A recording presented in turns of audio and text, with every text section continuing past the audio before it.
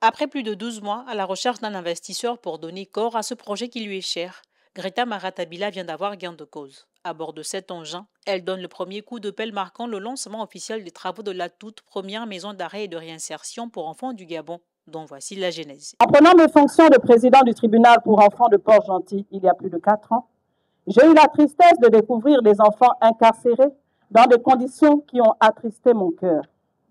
Mais j'ai également trouvé une équipe dynamique, œuvrant pour la protection de ces enfants, l'amélioration de leurs conditions de détention et leur réinsertion sociale. Ensemble, nous avions un rêve, celui que ces enfants, en conflit avec la loi, puissent être détenus dans les conditions fixées par les articles 208 et suivants du Code de l'enfant en République gabonaise, c'est-à-dire dans une maison d'arrêt pour enfants adaptée à leur âge, organisée de manière à assurer leur sécurité, leur bien-être, mais aussi à favoriser leur réinsertion sociale. Au cœur de ce rêve qui finalement devient réalité, la détermination et la foi qui, à en croire le maître d'ouvrage, devraient servir de carburant à tous pour amener les choses impossibles à l'existence.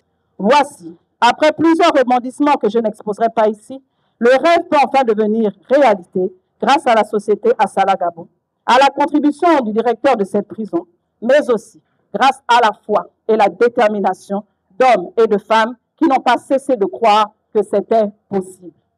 La concrétisation de ce projet nous enseigne que lorsque Dieu nous a mis un rêve dans le cœur, il faut y croire et ne jamais, jamais se décourager, et ce, quelles que soient les oppositions. Cette maison d'arrêt pour enfants est surtout une maison double, une maison d'arrêt pour filles et une autre pour garçons, toutes les deux séparées par un mur. À l'intérieur de chacune d'elles, des chambres avec douche et WC, un réfectoire, une salle polyvalente, une infirmerie, des bureaux pour les agents de la sécurité pénitentiaire, la psychologue, le travailleur social, une heure de jeu. Greta Maratabila a rendu hommage à tous ceux qui, de près ou de loin, contribuent jusqu'ici à rendre acceptable le séjour carcéral des mineurs. Confié à une entreprise gabonaise, les travaux seront livrés dans environ 3 mois. Le gouverneur Jean-Robert Nguemanon a salué l'initiative.